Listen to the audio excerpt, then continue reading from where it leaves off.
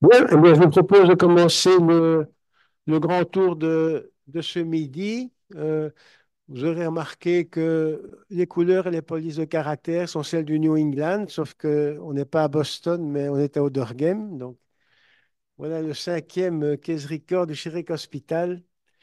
Et donc, j'ai invité le professeur Bondu, que tout le monde connaît, à discuter le cas d'un patient qui, au début de son aventure, que je vais vous décrire ici, était sexagénaire, mais le temps a passé, il ne l'est plus. Et enfin, il n'est plus sexagénaire, il est toujours bien vivant. Et donc, je vais intituler le cas péricardite et pleurésie récurrente chez un sexagénaire. Donc, je vais vous présenter d'abord ce qui a été repris dans le résumé qui était joint à l'annonce. Donc, il est né en 51 et il se présente à ma consultation en novembre 2024 avec un problème d'altération d'état général dominé par de la fatigue et une dyspnée d'effort. Et en reprenant l'ensemble de son dossier, on pourrait dire qu'il a une maladie inflammatoire systémique avec une atteinte pleurale bilatérale dans un contexte cardiovasculaire complexe que je vais vous détailler. Donc, comme antécédent, il est hypertendu, hyperuricémique, il a une insuffisance rénale chronique discrète, avec une créate qui va aller jamais au-dessus d'1,2, attribuée à une néphrangosclérose, il a un diabète de type 2, une thyroïdite auto-immune, une FA récurrente depuis près de 10 ans et une sténose valvulaire aortique connue depuis 2015 et qui est en aggravation. Au plan chirurgical, il a d'une part une adénomectomie prostatique en avril 2021, une exérèse de polypes vésicaux, mais qui s'avère être un carcinome transitionnel de haut grade, et il sera traité par une immunothérapie classique à base de BCG, et puis quelques fractures accidentelles. Et son traitement est en rapport avec ses antécédents, un anticoagulant de la cordarone, de la cardioaspirine, Jardiance, atorvastatine et L-tyroxine. Et donc, quand je le vois, son état général est conservé, une pression artérielle qui n'est peut-être pas optimalement régulée, mais enfin, c'est la première consultation. Il a un signe de Franck très marqué, donc ça, c'est lui. Donc, bon, c'est pour un petit rappel pour le signe de Franck, qui a donc une valeur prédictive intéressante par rapport à une atteinte coronaire. Ses artères temporales sont palpées indolores, les aires ganglionnaires sont libres. Il y a une matité des deux bases et l'auscultation cardiaque confirme la sténose valvulaire aortique avec un souffle éjectionnel gradé à 4 sur 6. Alors voilà un petit peu l'ensemble de son aventure que j'ai fait remonter avant la, la problématique pleurale en me disant que ça pouvait être quand même être associé. Donc, c'est un petit coup d'aide au discuteur tout à l'heure. Donc, ça a commencé finalement il y a 10 ans avec la découverte d'une péricardite lors d'un premier essai de fibrillation auriculaire. Il est mis assis classiquement sous aspirine, colchicine et 2 mois de médrol. Ça va aller mieux, mais il va récidiver quelques mois plus tard, cette fois-là avec des épanchements pleuraux, reprise de colchicine et de médrol.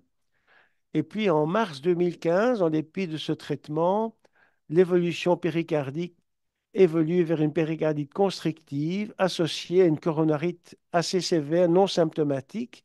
Et donc là, son péricarde sera épluché. Et puis il y a quelques années où il se passe rien, donc des années d'accalmie dans toute son aventure. Et on le retrouve en août 2019 avec une FA sévère. Et c'est à ce moment-là qu'il est mis sous héliquis et il est bilanté pour la coronaropathie qu'on connaissait déjà depuis quelques années. Le rebilan se fait à l'occasion d'un non-STEMI quelques mois plus tard. Et là, sur l'espace de quelques semaines, il va avoir 10 stents. Ah, c'est grand. Beaucoup, hein? Bon. Et puis alors se mêle d'autres affaires qui vont un peu perturber l'évolution de ces paramètres inflammatoires, puisqu'il a d'une part cette adénomectomie prostatique et puis ce cancer, ce carcinome transitionnel de la vessie qui fera l'objet d'une immunothérapie à base de BCG. Euh, on le retrouve 2 ans plus tard, et c'est là que la problématique pleurale va arriver comme à l'avant-plan, avec un épanchement pleural droit massif à la ponction lymphocytaire, des cultures négatives et une CRP à ce moment-là, 52 mg par litre. Et il a droit assez justement à un premier PET scan euh, que je vous montre ici, avec des clichés intéressants parce qu'indépendamment de la fixation pleurale, il a une fixation au niveau de l'aorte abdominale assez importante. Alors, il est mis sous 24 mg de méthylprénisolone. Sous médrol, il va récidiver CFA, il va être cardioversé un peu plus tard, et puis finalement une ablation en juillet. La méthylprénisolone devait être réduite progressivement par palier de 4 mg. Au départ, l'épanchement pleural droit régresse totalement, puis apparaît un épanchement pleural gauche volumineux alors que la dose de médrol était réduite à 4 mg. Euh, les médecins qui l'ont en charge vont ajouter du méthotrexate à une dose moyenne de 15 mg par semaine pendant 3 mois, mais finalement, il n'est pas efficace et il sera arrêté. Tout ça fait aussi que la corticothérapie est mal tolérée avec une myopathie cortisonique à l'avant-plan et la corticothérapie sera arrêtée en janvier 2024. Donc, pour rappel, je le vois en novembre, donc on se rapproche tout doucement.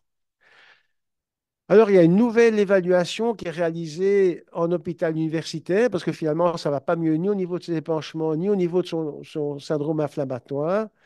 Et donc, il est hospitalisé enfin, il est évalué dans un hôpital universitaire qui n'est pas, qui n'est pas Erasme, non, mais ailleurs sur Bruxelles, et qui n'est pas la VUB non plus.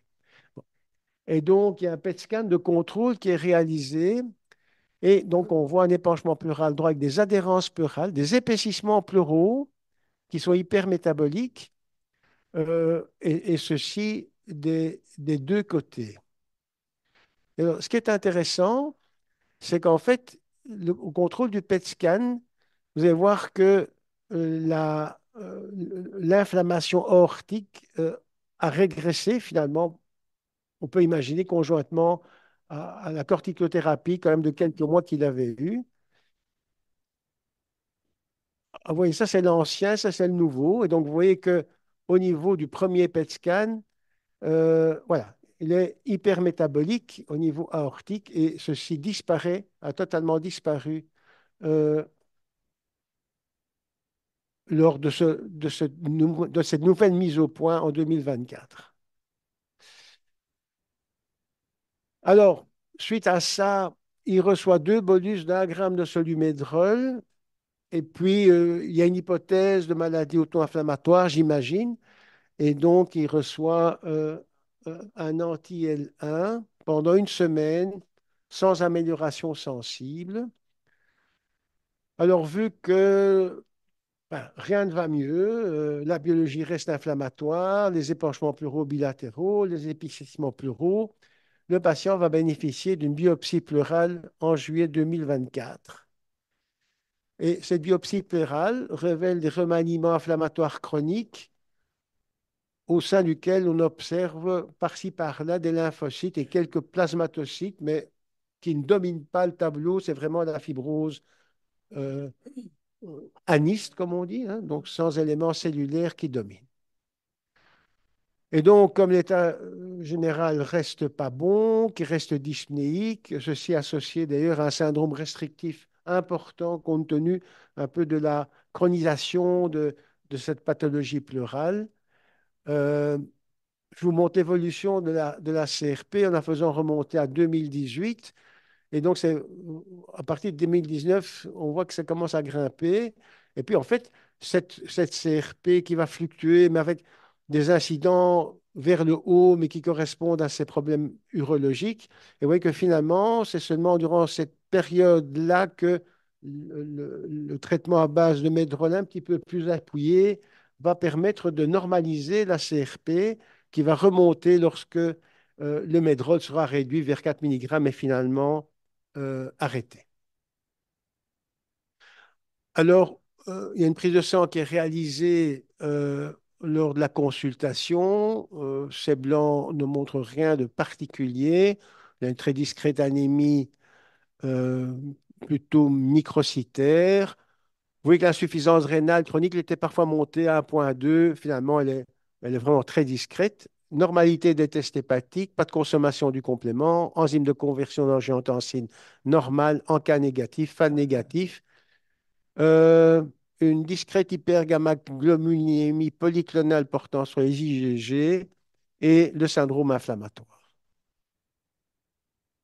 Et donc, je revois l'ensemble du dossier, ce qui a pris quand même un certain temps, avec, comme souvent, dans plusieurs intervenants, plusieurs hôpitaux, etc. Et puis, dans ces examens, il y a un examen qui sort du lot qui n'a pas, qui est, qui est, qui est passé inaperçu et qui confirmera mon hypothèse diagnostique. Voilà. Alors, peut-être il y a des questions à ce stade-ci par rapport aux éléments factuels. Oui, attends, Brigitte. Attends. Est-ce qu'il y a eu une coloration des IgG4 sur la biopsie pleurale? Il n'y a pas de coloration IgG4 à biopsie pleurale. Bon, les plasmatos étaient rares, mais il n'y a pas il n'y a pas de coloration IgG4 qui a été faite. Pas de granulome. Et on ne parle pas de granulome. Enfin, Ah, pardon. de la péricardectomie. Ah, c'est Le difficile à protocole de trouver. la péricardectomie montre de la fibrose non spécifique. Euh, J'essaie vainement de reprendre contact avec eux pour avoir voilà, d'autres colorations que j'aurais aimé avoir. Et puis, ils m'ont jamais répondu. Mais donc, c'était une fibrose non spécifique étendue. Oh, c'est déjà bien qu'ils aient envoyé aux anapathes. Oui, quand même. Et un bon Ça morceau. n'arrive pas Et un bon systématiquement. morceau. Oui. Alors, on arrête. OK. Et puis maintenant, on va chercher le tien, qui est ici. Bon, Euh, pendant qu'Elie retrouve mon PowerPoint, d'abord, merci beaucoup pour l'invitation. C'était un plaisir de me reprêter à l'exercice parce que, comme c'est lui qui m'a formé en partie en médecine interne, j'ai intérêt à ne pas être trop mauvais. donc, il veut dire que s'il se trompe, c'est de ma faute, en fait. C'est ça. C'est ça. Alors, moi, j'essaye, je suis un maigre cardiologue, mais je vais essayer de faire de mon mieux pour explorer les diagnostics possibles. Et je vais vous redonner d'abord ma lecture du cas. Et quand je l'ai lu, effectivement, il y a quelques éléments qui sont interpellants, me semble-t-il. Et puis, je vais aller jusqu'où je peux en médecine interne et je laisserai peut-être à Ellie. Il C'est faut pas partager partagé. l'écran. OK, donc l'histoire commence effectivement il y a bientôt 10 ans avec une histoire de fibrillation auriculaire et de péricardite dite subaiguë. Traitement de première ligne assez conventionnel pour les cardiologues avec de l'aspirine et de la colchicine. Et puis effectivement un échec clinique, on va dire, et décision d'instauration d'une corticothérapie. À ce stade-là, déjà, pour ma part, une première question de savoir si la colchicine a été maintenue. Juste pour rappeler au passage que dans une péricardite, en phase aiguë, il faut y adjoindre la colchicine. Ça réduit fortement les risques de récidive. Et quand on a une péricardite qui semble effectivement récurrente, récidivante, voire chronique, l'ajout de la colchicine a clairement un intérêt, même au sommet des corticoïdes, en traitement de fond à maintenir sur le long terme, parfois au-delà de 6 mois. Donc, je ne sais pas si la colchicine avait été maintenue déjà à ce moment-là, mais c'est déjà un premier élément de discussion. Quoi qu'il en soit, effectivement, quelques mois plus tard, à distance cet épisode aigu, le patient récidive une péricardite avec en 2015 un tableau dit de constriction, bien qu'on ait peu d'éléments fournis dans la description du cas, mais on va faire confiance aux échographistes du moment. Avec donc un tableau associant une constriction péricardique et des épanchements pleuraux, une ponction est faite à ce moment-là. Donc, rappelez quand même que la ponction a un certain intérêt pour avoir la nature du liquide, mais en termes de diagnostic, que ce soit péricardique ou en termes pleural, le rendement est nettement moins bon. Donc, on peut rater des granulomes, on peut rater des étiologies. Donc, la biopsie est quand même nettement plus performante. Mais bon, une ponction est faite à ce moment-là, on peut comprendre, c'est la première récidive. Et le patient est mis sous médrol plus colchicine à ce moment-là, avec un essai de sevrage qui mène à une nouvelle constriction. Mars 2015, péricardectomie. Donc, j'imagine qu'il avait des critères de constriction vrais. Je ne les ai pas rappelés dans une diapositive, mais c'est important de montrer à l'échographie des signes d'interdépendance avec un chiffre septal, donc un bone septal surtout inspiratoire, et effectivement des variations de flux, donc des signes d'interdépendance entre le VD et le VG, avec effectivement des variations de flux de plus de 15% sur les valves gauche, voire plus de 20% sur les valves droites. Et en cathétérisme cardiaque gauche-droit simultané, théoriquement, démonstration de ce qu'on appelle le deep plateau, donc une égalisation des pressions VD-VG. Ce sont les critères vrais de constriction, avec quand même la difficulté pour ceux qui ne sont pas cardiologues, que ce n'est pas des critères toujours faciles à démontrer. Ça dépend très fort des conditions de remplissage du patient. Et il faut parfois faire des tests de remplissage pour démontrer une vraie constriction. Enfin, quoi qu'il en soit, quand on a un tableau clinique, surtout droit, avec une dyspnée inexpliquée, une veine cave qui reste dilatée et des signes d'interdépendance à l'écho, il faut clairement se poser la question d'une constriction. Et ça reste un diagnostic très difficile, même en cardiologie, pour les cardiologues. On n'y pense pas assez après une chirurgie, après la radiothérapie ou post-cause infectieuse. Enfin, quoi qu'il en soit, donc ce patient a un diagnostic de constriction qui est retenu. On lui fait une péricardectomie. Elie nous a donné les détails sur l'analyse du péricarde. Et sur le plan biologique, moi personnellement, effectivement, il n'y a pas grand-chose de très marquant. Mais c'est Ça, la c'est biologie après. d'après. Ça, Ça, je c'est savais, au j'avais moment où pas je le compris vois. tout de Oui. suite. Mais quoi qu'il en soit, il a quand même effectivement un syndrome inflammatoire chronique évident avec une hypergammaglobulinémie dite polyclonale, mais on n'a pas beaucoup de détails sur les sous-types d'IgG, et une VS qui est légèrement élevée, enfin qui est quand même bien élevée, et une CRP qui effectivement traîne chroniquement élevée. Petite microcytose probablement liée à l'inflammation chronique, et pour le reste, ça va, pas de consommation du complément. On verra que ce sera important pour la suite. Donc, sur les critères diagnostiques de péricardite, il n'y a pas de doute. Donc, je vous rappelle que pour avoir une péricardite, il faut avoir une clinique compatible, soit avec des douleurs thoraciques, soit avec des frottements péricardiques objectivables, une modification électrique et ou une présence de liquide à l'échographie. Dès que vous avez deux de quatre de ces critères, vous pouvez retenir un diagnostic de péricardite.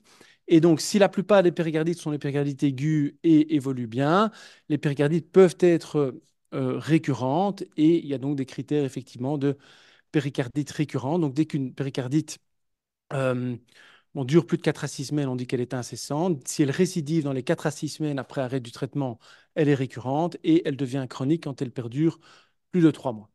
Alors, c'est vrai qu'en pratique clinique, ben, il y a une série de péricardites qui disparaissent et on est très content, ça se passe bien. Il y en a d'autres, effectivement, où ça tourne vite à la situation subaiguë, voire chronique. Et c'est une réalité, en fait. Donc, si on prend toutes les péricardites aiguës, il y en a une partie non négligeable, donc 15 à 30 qui vont évoluer vers des formes récurrentes. Et il y en a certaines qui vont passer à chronicité avec des patients qui, effectivement, gardent du liquide péricardique chroniquement, parfois sans évolution, mais d'autres avec des poussées inflammatoires et des évolutions récurrentes. Et il faut reconnaître que ces dernières années, la compréhension de ces récurrences de péricardite a fortement évolué avec pas mal de maladies auto-inflammatoires sous-jacentes qui ont pu être mises en évidence et même maintenant des nouvelles approches thérapeutiques dont on va discuter un peu plus tard. Alors, stricto sensu, ce patient a été relativement bien managé au début. On a mis des anti-inflammatoires en première ligne avec de la colchicine, une évolution qui n'a pas été très favorable. On est passé à des corticoïdes en seconde ligne à petite dose théoriquement. Je pense qu'il faut toujours privilégier anti-inflammatoires et colchicine avant d'aller aux corticoïdes. Les corticoïdes sont plus souvent associés à des risques de récidive et il y en a plus de difficultés à les sevrer. Importance de mettre de la colchicine en traitement de fond plutôt chroniquement. Et certainement, on va dire que les corticoïdes ne sont pas un traitement de première ligne recommandé. Je vois parfois encore certains médecins mettre des corticoïdes en première ligne dans une péricardite en pensant qu'il y a beaucoup de liquide, des choses comme ça. Ce n'est pas une bonne pratique. Il faut essayer de garder les corticoïdes plutôt en seconde ligne quand on ne s'en sort pas avec le traitement de première ligne. Donc ça, c'était important de rappeler les guidelines européens. Donc on privilégie les anti-inflammatoires non stéroïdiens et la colchicine avec une restriction d'exercice. C'est surtout vrai pour la myocardite, mais c'est vrai également pour la péricardite. Et en cas d'échec, on passe alors à un traitement de seconde ligne avec des corticoïdes à petite dose, idéalement en combinaison avec la colchicine, surtout pour le relais au moment du sevrage des corticoïdes. Et on évoquera d'autres traitements plus compliqués en cas de récidive future, mais alors là, effectivement, on doit se poser la question d'un diagnostic différentiel avec des entités sous-jacentes. Et la péricardectomie reste finalement un traitement de dernière ligne quand on n'arrive pas à contrôler la situation et que le patient a une constriction vraie. Donc, il ne faut pas aller trop vite à la chirurgie non plus. Donc, dans ce cas-ci, on pourrait dire qu'on a quand même été assez vite à la chirurgie après la deuxième, troisième récidive. Euh, mais évidemment, il faut voir un peu quel était l'état clinique du patient à ce moment-là. Donc, tout ça pour vous rappeler tout ça. Tout ça est dans les recommandations européennes, mais dans d'autres aussi. Et donc, favoriser les anti-inflammatoires et la colchicine en première ligne, avec un traitement de colchicine qui, idéalement, moi je dis toujours, doit être le plus long possible, hein. Même pour une péricardite aiguë, moi je donne 3 mois de colchicine quasi systématiquement à mes patients. Et dès que c'est récurrent, ça dure parfois plusieurs mois, voire des années. Et parfois, ils restent sur colchicine chroniquement pour éviter des récidives. Alors, c'est vrai qu'on ne sait pas toujours très bien ce qu'on traite, mais ça permet parfois de contrôler les situations. Alors, ce qui est étonnant, effectivement, en mars 2015, donc il fait une fibrillation, récidive de fibrillation. À ce moment-là, on commence de l'hélicis. On peut quand même se poser la question de commencer si tard un anticoagulant. J'ose espérer qu'il avait un anticoagulant dès le départ. Il a fait de la fibrillation en 2014. C'est un patient âgé, diabétique, qui a des facteurs de risque. Et donc, effectivement, il aurait dû être anticoagulé d'emblée. Mais bon, soit, on va dire que ça a été fait. Et alors, surtout, mars 2015, ce diagnostic de non-stémie qui mène à une coronarographie qui fait suspecter une coronaropathie tritronculaire qui se solde par 10 stents, ça c'est du, je permets de le dire, quand même du grand n'importe quoi. Premièrement, il faut évidemment se poser la question de voir si c'était une vraie ischémie myocardique. Donc, le fait d'avoir une troponite, bon, aiguë, ok, mais chronique, parfois, ça peut révéler d'autres maladies sous-jacentes. Donc, il y a des associations de, on peut avoir une maladie inflammatoire cardiaque, on peut avoir une amyloïdose avec des troponines qui restent élevées dans le temps. Moi, j'ai plein de patients avec des amyloïdoses cardiaques qui ont été stentés ou implantés de pacemaker, croyant que c'était ischémique, ça n'a évidemment rien à voir. Et alors, par ailleurs, dans la prise en charge de cette cardiopathie ischémique qui n'est quand même pas en phase aiguë, enfin, à moins que ce soit un franc non-stémie, mais j'en doute, poser 10 stents sur une cardiopathie tritronculaire, enfin, ça, c'est du tout grand n'importe quoi.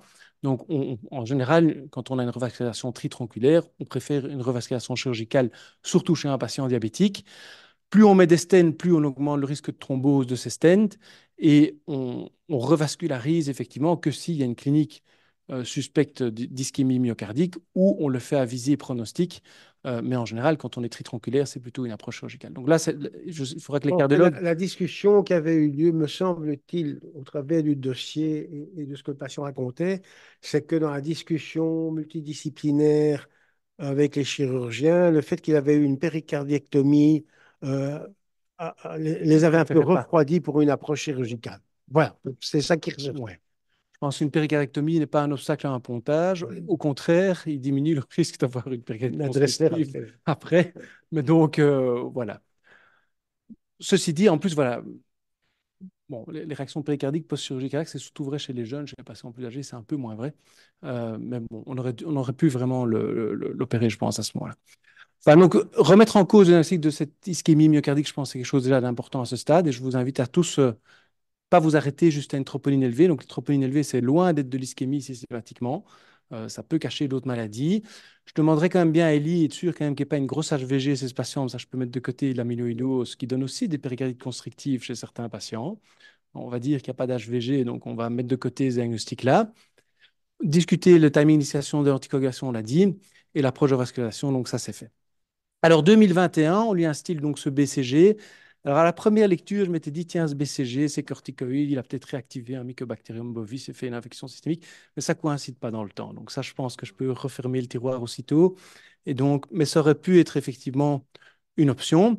Et alors vient effectivement 2023 avec ce PET scan qui est effectivement très criant, avec effectivement cette aortite à proprement parler. Donc, il y a un manchon périortique au niveau de l'aorte abdominale et au niveau des iliaques, ce qui, à mon sens, doit faire clairement ouvrir un diagnostic différentiel. Alors là, je me suis lancé comme un bon étudiant en médecine en me disant qu'est-ce que ça peut être? Et effectivement, un patient de plus de 60 ans qui a un tableau de péricardite et de pleurésie récidivante avec une constriction, avec une aortite. Bon, l'aortite, je l'ai laissé un peu au début de côté dans mon premier raisonnement. Je pense qu'un épanchement, bon, l'épanchement est lymphocytaire, ça on le sait, on ne sait pas s'il y a des granulomes ou pas. Quand on regarde la radio de thorax de la fin, on n'a pas l'impression des calcifications péricardiques, mais bon, la radio, c'est pas toujours évident. Mais je pense que les deux premiers diagnostics qui doivent de toute façon toujours nous venir en tête, c'est la tuberculose et la sarcoïdose. En tout cas, il faut y penser et l'exclure. La tuberculose, on va dire que j'ai assez vite fermé, enfin, j'avais pensé à ça d'abord, mais avec toutes ces cures de corticoïdes, s'il avait vraiment une tuberculose, je pense que le gars aurait évolué défavorablement. Mais la tuberculose peut donner des péricardites récidivantes, peut donner des constrictions péricardiques. En général, le péricarde est calcifié et ça peut donner des aortites dans les phases systémiques. Donc, il faut faire attention. La tuberculose peut donner une atteinte aortique aussi, mais je pense que l'évolution n'aurait pas été celle qu'on a dit. Mycobacterium bovis, on met de côté parce que ça ne colle pas dans le temps. Sarcoïdose, manifestement, d'autres y ont pensé aussi, puisqu'ils ont envoyé du méthotrexate dans le traitement. Alors, on n'a pas parlé d'éléments médiastinaux, il n'y a pas d'histoire de véite, il n'y a pas de périartérite, il n'y a pas d'érythème noueux, il n'y a pas voilà, il n'y a pas de ganglion ailleurs. Donc, on va dire qu'a priori, la sarcoïdose est quand même peu probable. Il y a la maladie de Horton chez une personne de plus de 60 ans qui développe effectivement des épanchements, péricardites et pleuraux. C'est une option. Alors, la V, c'est effectivement un peu élevé. On va rediscuter ça après. À partir du moment où il y a alors le Horton peut donner également des aortites, donc ça pourrait être un diagnostic possible pour ce patient. Donc je pense qu'on ne peut pas l'exclure formellement. Ce qui va un peu moins bien avec le Horton, c'est qu'il a eu 2 fois des bolus d'1 gramme de corticoïdes et qu'il n'a pas très bien répondu. Mais ça, je demanderai à un interniste ce qu'il en pense. Parce qu'en général, le Horton, je pense, répond relativement bien aux corticoïdes, surtout quand on donne des bolus d'1 gramme. L'arthrite de Takayasu, allez, c'est un homme âgé, c'est plutôt des jeunes femmes, les Takayasu. Donc, dans les aortites, je pense qu'il faut ouvrir la possibilité. L'Erdem-Chester, alors ça, c'est une maladie rare, mais plutôt une histiocytose. On n'a pas parlé d'histiocytes, on n'a pas parlé d'activation macrophagique, des choses du genre.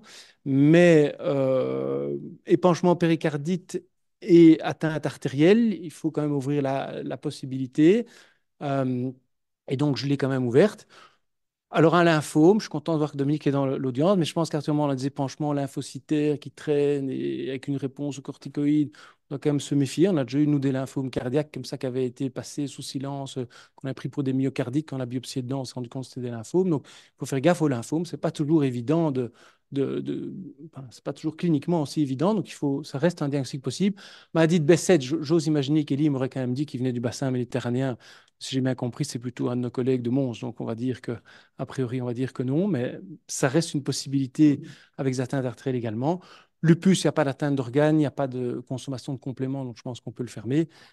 Arthrite rhumatoïde, personne âgée avec des épanchements récidivants, mais il y a quand même des choses qui ne vont pas, mais ça donne aussi potentiellement des ortites. Sclérodermie, on n'a pas une clinique pour. Style de l'adulte, la ferritine n'était pas très élevée, elle est à 700, donc ça me semble quand même peu probable. On ne parle pas de fièvre, mais c'est quand même quelque chose qu'on peut envisager. Et une syphilis serait plutôt neutrophilique, me semble-t-il.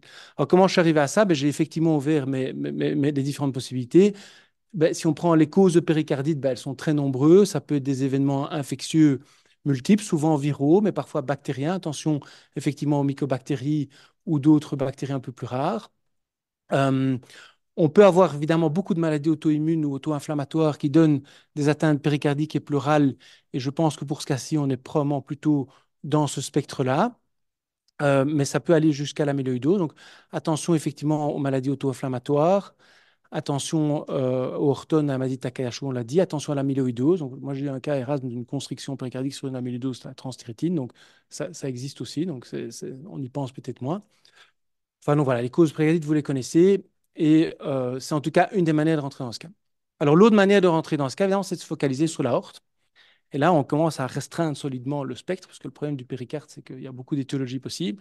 Mais si on prend effectivement les causes d'aortite et de périaortite, on se retrouve de nouveau effectivement avec ben là, la maladie IgG4 qui ressort, qui donne effectivement, peut donner des atteintes d'un peu tout, hein, la maladie IgG4, mais ça peut donner des atteintes pleurales, ça peut donner des atteintes aortiques, ça peut donner des atteintes de beaucoup de systèmes. Euh, les causes néoplasiques, l'histiocytose, de nouveau l'Erdem-Chester qui sort, les maladies infectieuses, les mycobactéries notamment. Il y en a d'autres comme la brucellose. Et puis effectivement, on a tout le groupe des maladies type lupus ou effectivement euh, les polyangiites qui peuvent donner des atteintes artérielles. Alors moi, ce qui m'a effectivement, pour poursuivre et essayer de faire le tri, ben, je me suis raccroché à la suite de l'évolution clinique du patient. Euh, Bon, Élie a raconté l'histoire. Le fait qu'effectivement le manchon périortique a régressé sous traitement avec les corticoïdes et tout ce qu'on a essayé, ça plaide quand même clairement pour une maladie auto-inflammatoire euh, ou en tout cas de ce spectre-là. Pas une maladie infectieuse. Je pense que la maladie infectieuse elle aurait flambé. Il n'y a pas aucune raison que cette aortite aille mieux sous corticothérapie. Et donc, effectivement, ça se resserre un peu entre le Horton, la maladie IgG4, le Takashou, je pense qu'on peut le sortir. Euh, la biopsie pleurale montre effectivement des lymphocytes. L'épanchement péricardique ne semble, enfin, le péricarde n'est pas calcifié. Alors, les artères temporales sont dites sans particularité.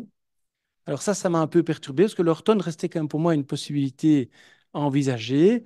Alors, est-ce que tous les Horton ont des atteintes temporales, en particulier ceux qui ont des atteintes pleurales et péricardiques? Donc, j'ai un peu fouillé la littérature par rapport à ça. Euh, mais donc, pour moi, je ne vogue entre un Horton et une maladie IgG4. L'Erdheim-Chester, on va dire qu'il n'y a pas d'histocyte. Les autres, ça reste quand même moins probable. Donc, je commence à resserrer un peu les taux. Alors, je me dis, je vais demander à ChatGPT, puisqu'on est en 2025, je ne suis plus à mon cours de médecine interne, ma grande clinique.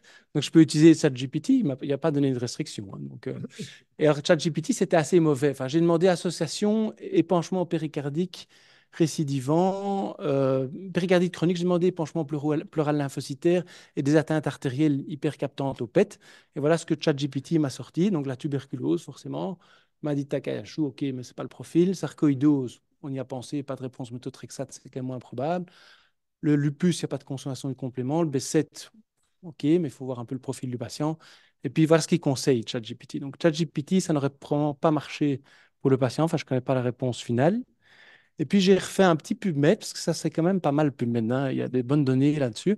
Et donc j'ai regardé si effectivement tous les Horton avaient d'office une atteinte temporale quand ils ont des épanchements pleuraux et péricardiques. Et je suis retombé sur un truc d'il y a 30 ans avec un certain Kogan, publié en 1991, qui a repris une série de 10 patients avec des atteintes pleurales et péricardiques dans le cadre du maladie d'Horton. Et effectivement, montre dans ce papier intéressant que ben, ce sont des patients en général de l'ordre de 65 ans. Euh, il y a effectivement, c'est plutôt des femmes. Il y a effectivement des atteintes, ben, par définition, pleurales ou péricardiques. Mais par contre, les manifestations crâniennes, vous voyez qu'elles sont présentes que chez 50% des patients, la PMR que chez 38% des patients. Bon, c'est une série de 10 patients, donc ça vaut ce que ça vaut. Ce n'est pas gigantesque non plus.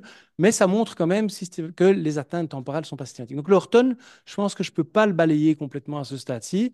J'ai un patient de plus de 65 ans qui a une maladie inflammatoire avec une aortite qui répond aux corticoïdes. Ce qui m'étonne un petit peu, c'est que les 2 fois 1 gramme n'aient pas complètement éteint le bazar, mais ça, Elie, c'est toi le spécialiste. Mais Horton est une possibilité. Alors, la maladie IgG4, j'étais content d'avoir la question par rapport au marquage IgG4 parce que là, je pense aussi une autre option. Le fait d'avoir une aortite et le tableau péricardique et pleural avec des lymphocytes, ça peut coller avec une maladie IgG4, effectivement. Alors, je ne suis pas un très grand spécialiste de la maladie IgG4, mais je ne connais pas bien la réponse aux différents traitements. Il me semble que ça répond quand même aux corticoïdes quand même assez bien. Et effectivement, on voit que sous corticoïdes, le patient va mieux. Donc, moi, je dirais que mes 2 diagnostics préférés seront probablement le Horton et la maladie IgG4. Pour toutes les séries de raisons que je vous ai évoquées, j'ai un peu balayé devant la porte et j'ai enlevé tout le reste. Il y a effectivement des cas de Horton décrits qui se présentent primitivement comme des maladies pleurales et péricardiques. Et pour ce qui est de la maladie IgG4, j'ai quand même un peu regardé aussi. Donc, effectivement, la possibilité d'atteindre d'organes, elles sont monstrueuses dans la maladie IgG4. Et effectivement, ben, ça peut se présenter avec une aortite, des épanchements péricardiques, des épanchements pleuraux. Moi, je dirais que c'est une maladie qui peut être tellement multiforme, entre guillemets. Mais le fait que ce patient ait une petite sténose aortique qui coïncide avec le début de l'inflammation, donc il a eu 2014 sa première FA et sa péricardite, 2015 on décrit une sténose aortique. Maladie IgG4 donne aussi des atteintes de la valvulaire aortique. On a déjà eu des sténoses aortiques.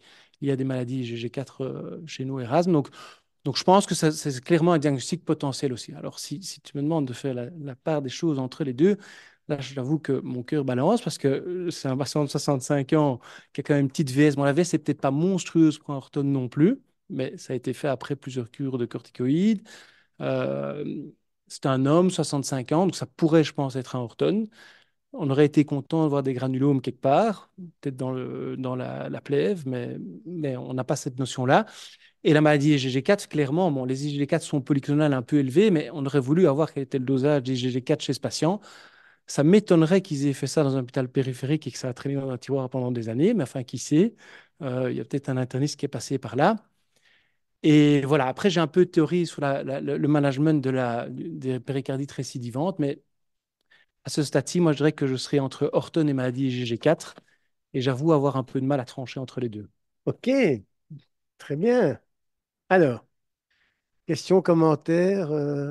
Ben, on peut peut-être, comme tu as fait une très belle démonstration, enfin, l'important, c'est la démonstration. Bon, ça sera un RDM Chester, enfin, c'est pas grave. Non, non, je rigole. Bon. Mais donc, on peut voter, hein. Qui vote pour Horton? Qui vote pour IgG4? Hein? Et qui vote pour autre chose? Je pense que le manchon ortique, ça fait fort. Attends, Ce qui me trouble un peu, c'est qu'il ne réagit pas au médrol. Oui, d'habitude, ils réagissent quand même. Ouais. Sauf s'ils sont dans une phase de fibrose. Mais c'est oui, vrai pour enfin, l'Horton aussi. comme j'ai montré, lorsqu'il a eu un traitement corticoïde quand même soutenu, là, on voit sa CRP qui se normalise. C'est juste sur ces deux bolus là qui n'ont rien fait, mais ils n'ont pas repris une corticothérapie après les deux bolus. Donc, ça a peut-être été un petit peu court aussi. Enfin, et ça, c'est valable à la fois IgG4 et Horton. Reviens un petit peu sur, L'Horton. non, sur ta dia où tu mettais aortite d'un côté et périaortite de l'autre, parce que ça, je trouve ça intéressant. Voilà. Alors, si je regarde ton euh, Marvis et collaborateur, et donc tu as repris une belle dia là, Antoine. OK? Alors, on voit que IgG4 se retrouve des deux côtés. OK? Il se OK. trouve aortite et périaortite. Mhm. En revanche, euh, Orton, il se retrouve que du côté gauche. Exact. Et ici, c'est une vraie périortite, c'est un manchon aortique. Et si Et c'est un. donc, Et si, l'image au PET scan fait très maladie IgG4. Si on doit choisir sur base de l'image aortique, on va sur une maladie IgG4. Maintenant, comme tout en médecine, rien n'est parfait. exactement. Donc, Oui, oui, il faut oui. être prudent. Alors, on arrête le partage. On arrête ceci. Et puis, je vais reprendre la mienne quelque part. Voilà, voilà,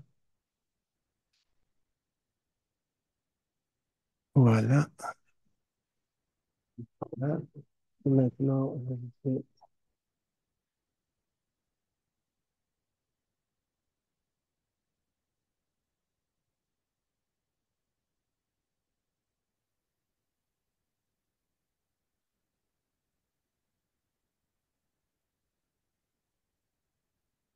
quel suspense.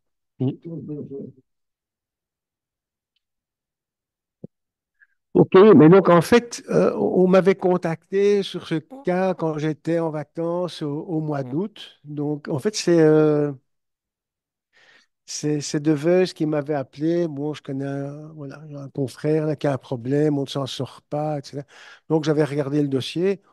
Bon, j'étais arrivé comme toi assez rapidement en disant, bon, est-ce que c'était un Horton ou pas? Je n'ai pas encore les images. Et donc, je dis, bon, mais voilà, il faut faire une échographie des artères temporales, voilà, et une série d'autres examens, dont des dosages et compagnie. Et donc, les artères temporales étaient normales, y compris à l'échographie. Maintenant, on peut dire qu'il y a eu pas mal de choses qui se sont passées entre-temps. Mais on ne peut pas exclure un Horton là-dessus, sur les Alors, artères temporales normales. on peut pas, alors, on peut exclure un Horton, finalement, sa conjonction de l'ensemble. Enfin, dans les recommandations actuelles, l'échographie des artères temporales avec une bonne machine et un bon échographiste reste quand même parmi Et qu'est-ce les qu'on fait de premiers notre examens. article de 1991? Mais ça, en 91, il n'y avait pas. Il n'y avait OK. pas de PET scan, il n'y avait rien. En fait, 91, c'était une patiente qui était venue pour une péricardite. Et puis, il n'y avait rien d'autre. Il n'y avait aucune manifestation crânienne. Et puis, j'avais eu un ou deux papiers où on parlait de. À ce moment-là, et on ne parle pas beaucoup de péricardite dans le Horton. Mhm.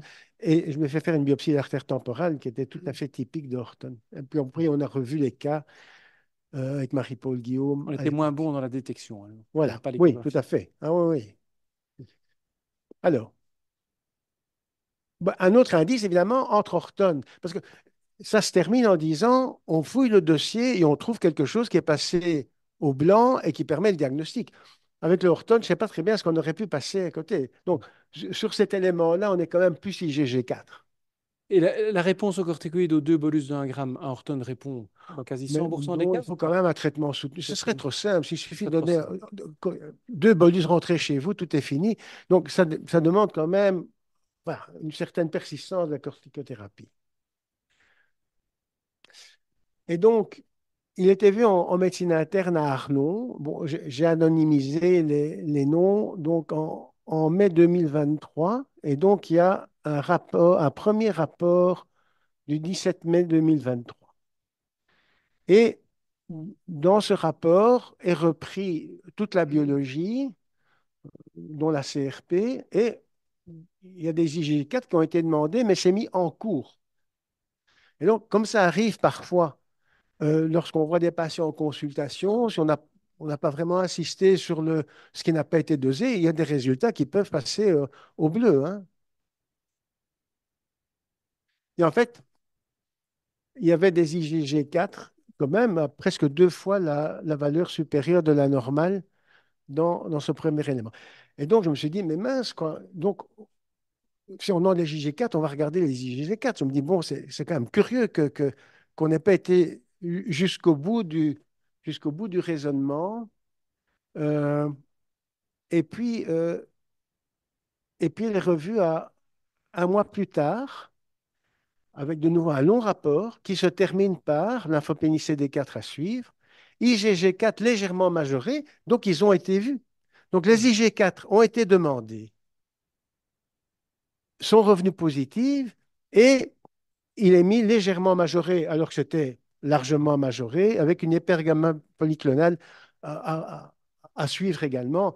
Donc, alors, je me suis interrogé, vous savez, comme je m'intéresse beaucoup au raisonnement clinique et aux erreurs dans le raisonnement clinique, de voir quelle était l'erreur du raisonnement clinique. Il faut savoir que dans le raisonnement clinique en médecine interne, c'est rarement un problème de connaissance. Alors, ici, je me suis dit, bon, est-ce que c'était un problème de connaissance? Non, c'était demandé. Euh, et un autre élément, c'est un défaut d'intégration des données. Et donc, je pense qu'ici, on était plus dans un défaut d'intégration des données qui n'a pas permis de faire le diagnostic de maladie IgG4. Est-ce que celui qui a écrit ça est celui qui l'a demandé d'ailleurs? C'est Et peut-être c'est la ça. même personne. Ah, c'est la même La personne. même personne. Donc il avait quand même la probabilité pré-test puisqu'il l'a Ben, demandé. mais voilà. Mais il n'a pas été jusqu'au bout. C'est ça que je ne comprends pas bien. Bon, alors là-dessus, j'ai essayé d'avoir la biopsie péricardique de départ. Je ne suis pas parvenu. Et donc, je me suis dit, bon, peut-être, on parlait quand même de quelques plasmatocytes et quelques lymphocytes dans la fibrose. Donc, j'ai recontacté l'anapathe qui a procédé à l'examen, qui était à l'IPG, qui a Lucie Bienfait, qui est une anapathe qui était formée chez nous. Et donc, dit, OK, je vais revoir. Et donc, elle me confirme qu'il y a une fibrose, mais qu'il n'y a pas cette fibrose particulière d'IgG4, donc il n'y a pas de fibrose storiforme. Il y a quelques rares éléments inflammatoires qu'on avait déjà vus au départ. Donc, j'ai dit, bon, OK, qu'est-ce qu'il en est des IgG4? Donc, les plasmatocytes sont rares. Et en fait, il n'y a pas de plasmatocytes IgG4 sur cette biopsie. Bon, maintenant, la sensibilité de la biopsie. D'abord, ça peut être épars, et donc on peut passer à côté d'un infiltrant inflammatoire typique. Et d'autre part, quand la fibrose est vraiment très avancée, et c'était pas un peu le cas ici, ça peut disparaître. Donc là aussi, la sensibilité Il était traité n'était aussi. pas. Et donc, ce qui faisait finalement retenir le diagnostic, c'est d'une part qu'on avait vraiment une périaortite avec un manchon, avec une association qu'on retrouve dans la maladie IgG4, et au départ, un taux d'IgG4 élevé. Donc moi, c'était une maladie IgG4. Alors ici, bon, j'ai repris un petit peu d'une autre façon les différentes manifestations. La liste est longue. Ce que je trouvais pas mal dans ce papier de 2017, c'est qu'on reprenait l'ancienne nomenclature, ce qu'on ne connaissait pas IgG4, en particulier la maladie de Mikulicz, la pachyméningite hypertrophique, la médiastinite fibrosante, la maladie d'Ormond dont on a parlé la semaine passée. Alors, quand on regarde maintenant le nombre de publications annuelles, donc vous voyez que pour IgG4, ça démarre environ vers 2004, surtout avec des pancréatites. Et puis, ça reste quand même quelque chose à grand succès. Vous voyez que plèvre, poumon que j'ai remis ensemble et péricarde, par rapport à l'ensemble, c'est quand même peu de choses. Donc, si on fait un petit focus là-dessus, on voit quand même que l'atteinte pleuropulmonaire a fait l'objet quand même de beaucoup plus de publications et probablement beaucoup plus fréquent d'ailleurs que l'atteinte péricardique. Vous voyez quand même ici, en 2024, il y a quand même 10 papiers, on parlait d'atteinte péricardique dans le l'IgG4. Et j'étais un petit peu surpris en mettant péricardite constrictive. Je m'attendais à avoir un ou deux papiers. Ça reste quand même dans une péricardite constrictive idiopathique après avoir écarté les causes infectieuses. Ça reste quand même un des premiers diagnostics à poser. Alors, donc, le premier cas rapporté, bon, j'ai remis 2008, c'était soit 2006, soit 2008. Et donc, et là, on s'accent sur la péricardite constrictive. Euh, et donc, c'est quand même beaucoup, hein. Donc, dans une étude qui, je pense, était rétrospective sur tous les cas de péricardite constrictive, 40% des cas, ils retrouvaient une maladie IgG4. Et donc, ça reste quand même beaucoup. Un petit peu, d'ailleurs, comme la fibrose rétropéritonéale actuellement, quand on n'a pas de cause et une fibrose rétropéritonéale, une bonne partie de ces cas, c'est IgG4. Euh, alors, donc, j'avais été un petit peu plus loin parce que ces histoires de ces 10 stents, et c'est une bon, alors c'est vrai qu'il y avait des facteurs de risque pour faire une atteinte coronaire, je dirais, habituelle, c'est diabétique, hypertendu, etc. Une inflammation Mais, chronique. pardon, Une inflammation chronique aussi. et une inflammation, oui, et une inflammation chronique. Et donc, je me disais, mais au fond, est-ce que sa maladie coronaire n'était pas également IgG4? Maintenant, on était un petit peu loin du départ, effectivement. Et il y a quelques papiers sur les atteintes de périartérite coronaire. Moi, ça rejoint un petit peu ce que tu disais. Tu t'étonnais. Moi aussi, je me suis étonné des dystènes, en me disant, est-ce qu'on n'a pas affaire à quelque chose de plus diffus?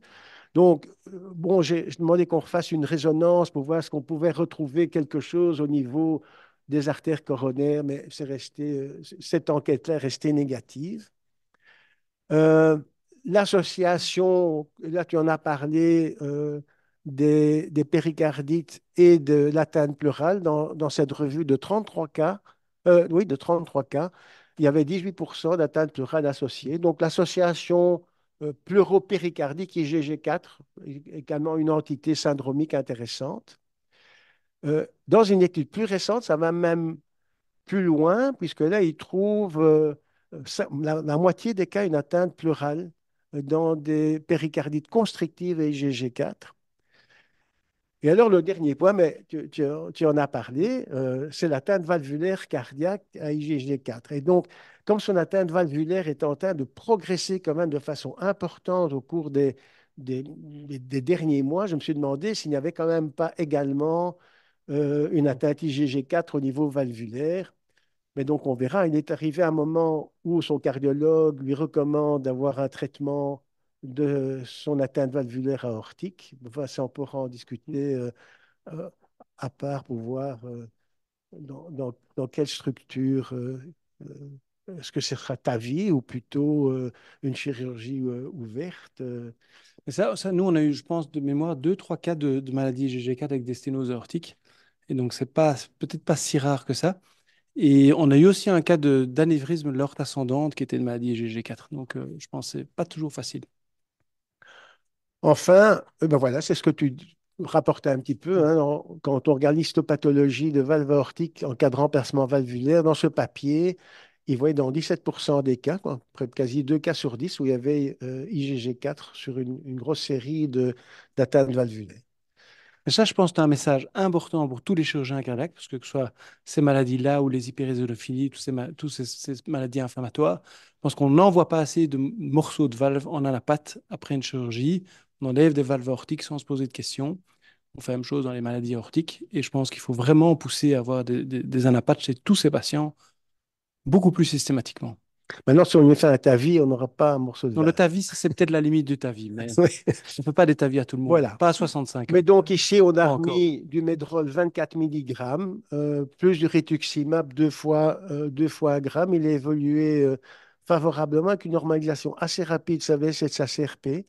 Bon, maintenant, ça remonte un petit peu alors que le Medrol a été réduit. Donc, il a l'air d'être vraiment très corticosensible, peut-être plus que rituximab. Maintenant, vous avez sans doute lu un papier tout récent dans le New England où ils ont étudié contre placebo. C'est dommage qu'ils n'ont pas fait contre un anti-CD20. Ils ont mis un des nouveaux anti-CD19 hein, qui vient assez à la mode, avec une efficacité quand même extrêmement importante dans la maladie IgG4. Et donc, c'est peut-être mieux. Et chez des patients, peut-être comme celui-ci, ou qui semblent peut-être ne pas répondre suffisamment bien au rituximab, de pouvoir trouver quelque part un anti-CD19. Et comme je le disais, sa valve aortique, là, par contre, va devoir faire l'objet d'une sanction non médicale. Eh bien voilà, on a fait, je pense, le tour, mais c'est bien, Est-ce que t'as c'était bien fait. un cardiologue qui a demandé les IgG4 ou un interniste? C'est un interniste. C'est un Ouais. interniste. Ok. Mais il ne l'a pas Enfin, le exploité. cardiologue est censé rester un interniste. Mais il n'a pas. Mais OK, bon. bien. Ah, attends, Brigitte.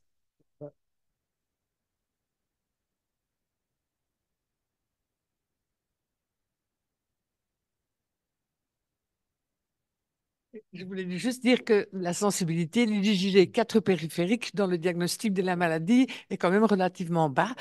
Et la spécificité, quand tu as un syndrome inflammatoire d'une IgG4 augmentée, doit aussi être interprétée avec une certaine caution.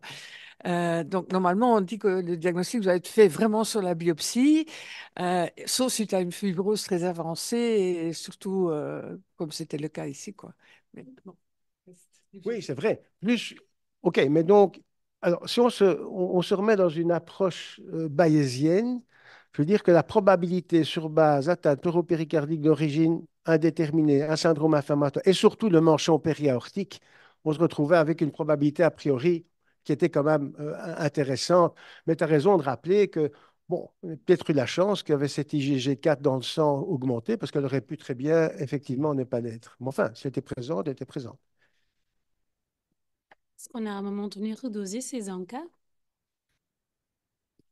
Euh, je pense qu'au moment où moi j'ai refait une biologie complète, au mois de novembre, les enquêtes étaient négatives.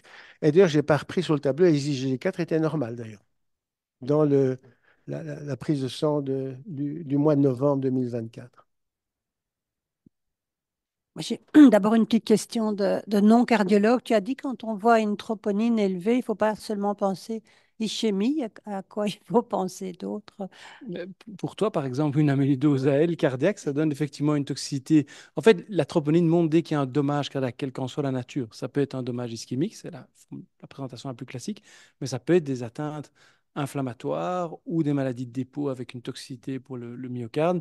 Donc, dès qu'il y a en fait une lyse des cellules cardiaques, ça libère des troponines. Et donc, on a toute une série de maladies inflammatoires ou des maladies infiltratives, dont l'amyloïdose, pour lesquelles on a des troponines élevées chroniquement. Moi, tous mes patients avec amyloïdose, les labos m'appellent systématiquement, et moi, je dose systématiquement les troponines dans le suivi parce que c'est un marqueur de l'activité de la maladie. C'est vrai aussi dans les maladies sarcomériques, des maladies génétiques héréditaires. Donc, dès qu'il y a un peu de remodelage des myocytes et un peu de lyse des myocytes, il y a des troponines qui sont larguées et parfois chroniquement. Et donc, je pense, quelque chose d'important. Je crois qu'il y a beaucoup de maladies qu'on croit aussi des maladies infiltratives, mais qui ont des composantes inflammatoires. On sous-estime, je pense, la composante inflammatoire dans les maladies. Et dans les maladies inflammatoires, il y a clairement des dommages cardiaques avec des troponines élevées chroniques. Donc, c'est très important de monitorer ces troponines. Et en particulier aussi dans le syndrome hyperiosénophilique, dans le bilan de base, on met la tropo qui est vraiment importante, tropo NT-proBNP. Et là, la tropo dans l'atteinte cardiaque du syndrome hyperiosénophilique est d'une grande sensibilité et de spécificité. Et dans l'autre sens, effectivement, des troponines élevées chroniquement avec des BNP élevés chroniquement ou anormalement élevés par rapport au degré d'insuffisance cardiaque ou d'ischémie évidente, ça doit faire se poser des questions. On ne peut pas s'arrêter à ce constat-là. Il faut chercher des maladies sous-jacentes, qu'elles soient inflammatoires, infiltratives, sarcomériques ou d'autres, ou métaboliques pour d'autres encore. Oui, attends. Alors, en fait, moi, je demande régulièrement des tropos, pas pour des problèmes cardiaques. Donc, il faut quand même rappeler que la troponine qui est spécifique du cœur, c'est la I, et la T, c'est du muscle périphérique et du cœur. Et les labos choisissent ce qu'ils font. Donc, je peux vous dire, je pense que le LBS, il prend troponine I. Heureusement, ici, on prend la troponine T. Pourquoi heureusement, ça me permet de suivre les malades avec des maladies inflammatoires musculaires en suivant la troponine T. Et si on veut vraiment se dire, en plus de ça, il pourrait y avoir une atteinte cardiaque, mais il faut demander complémentairement une troponine I. Donc, à l'inverse, chez nous, on dose la T et toutes les maladies neuromusculaires, elles ont tous des troponines élevées. Voilà. Les maladies Ouais, neuromusculaires ouais, périphériques. ouais. Et donc, effectivement, il faut demander la I pour être Si on sûr de voir veut, si si on veut être pour sûr. regarder le NT-proBNP. Ouais. Si on a une troponine T, soit un NT-proBNP, c'est probablement périphérique. Oui, Mathieu, quelque chose sur le chat. Oui, une question du chat concernant le PET scanner de 2023. Est-ce qu'il captait au niveau du péricarde ou est-ce qu'il y avait déjà eu une péricardectomie? Non, il y avait déjà eu la péricardectomie, donc ça ne captait pas au niveau du péricarde en 2023. Ah, C'est juste un petit commentaire dans le domaine qui me concerne parce qu'on est passé très vite. Donc, il y a un lymphome qui donne spécifiquement cette présentation-là, épanchement péricardique et épanchement pleural. Mais bon, vous l'avez vite éliminé puisqu'il n'y avait pas de lymphocytes pathologiques. Mais c'est un lymphome très particulier, très rare, très agressif et qui est toujours lié à l'HSV8. Donc, souvent, chez des patients immunodéprimés, il faut le chercher dans les lymphomes associés à l'HIV. et parfois avec une atteinte aussi, éventuellement une infiltration myocardique, enfin, péricarde lympho avec une infiltration myocardique, hein. Oui, les lymphomes, c'est parfois difficile à diagnostiquer. Hein. C'est pas toujours comme on croit avec plein de ganglions partout. Autre chose? Mais donc, concernant la péricardite dite idiopathique, donc c'est un cadre nosologique bien clair, c'est là où on prescrit aspégique, colchicine. Si on pense être dans ce cas-là et que tout d'un coup on voit apparaître des épanchements pleuraux, il faut sans doute chercher autre chose. C'est une question à vous deux. Euh, Non, écoute, non, c'est ici, souvent ça a commencé par le péricarde et finalement l'épanchement est venu après les premiers épisodes de péricardite. Toi, tu veux dire que s'il y a du péricarde tout seul, dans le fait qu'il y a un épanchement pleural qui apparaît, je ne pense pas que ça change drastiquement le diagnostic différentiel. Euh, D'ailleurs, on peut avoir des épanchements pleuraux à cause de l'insuffisance cardiaque et plein d'autres causes. Même si c'est la même maladie qui donne les deux, je pense qu'il y a un overlap très important entre les deux entités. J'oserais pas dire que le diagnostic différentiel change complètement parce qu'il y a un épanchement pleural qui apparaît. OK. Et donc, on peut poser le diagnostic de péricardite juste sur une douleur. Est-ce qu'il y a des caractéristiques particulières à cette douleur et la présence de liquide? Et donc, il faut au moins deux critères. Donc, il faut une douleur ou des frottements ou une modification électrique ou de la présence de liquide à l'écho. Il en faut deux sur les quatre. Et la douleur, caractéristiquement de la péricardite, elle est effectivement plutôt inspirodépendante au début. La douleur est surtout présente quand il n'y a pas de liquide, donc c'est-à-dire au stade de la péricardite sèche. C'est le moment où on a des frottements à l'auscultation. Dès qu'il y a du liquide qui apparaît, en général, la douleur diminue. Et la douleur de péricardite, elle diminue effectivement quand on est en antéflexion. Donc ça, c'est le signe du lacet en sémiologie. Mais c'est... Et quand, par contre, quand les patients sont couchés sur le dos, ils ont plus mal. Donc typiquement, les patients se plaignent la nuit quand ils sont dans leur lit. Et Mais on il a est une parfois bonne quantifié spécificité. que ça, c'est parfois assez clair, ça. On a une bonne spécificité quand on fait ça. On surdiagnostique pas les péricardites. Euh, je pense qu'aujourd'hui, comme pour la l'artérite de Horton, on fait assez vite une écho. L'absence de liquide n'exclut pas formellement une péricardite non plus, puisqu'on peut avoir des péricardites sèches, mais en général, ça finit par développer du liquide si on contrôle une semaine après. Donc aujourd'hui, je pense qu'on arrive quand même assez bien à faire la part des choses, mais c'est vrai que c'est pas toujours facile et il y a beaucoup de diagnostics différentiels à ouvrir face à une douleur thoracique qui ressemble à une péricardite. Donc non, je dirais que la spécificité de la douleur, elle n'est pas suffisante que pour exclure d'autres diagnostics. Donc, mais voilà, faut se poser des questions et suivre le patient. Et comme dit Elie, la probabilité pré-test, c'est un peu le profil du patient. oui, oui, oui. OK, bon. Ah, alors.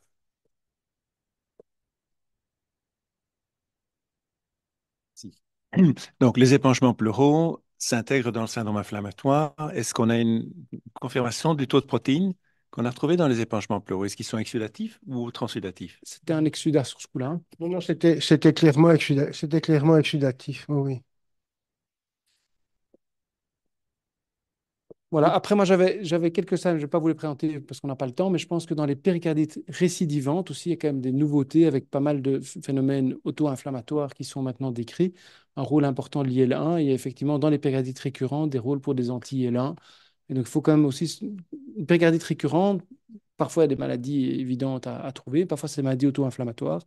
Et il y a une place aujourd'hui pour les traitements par anti-L1 plutôt que de donner des anti-inflammatoires et des corticoïdes à forte dose pendant longtemps. Donc, il faut le savoir, quoi. Oui, je dirais peut-être, Ils ont essayé, et sinon. particulier, oui, ils ont essayé.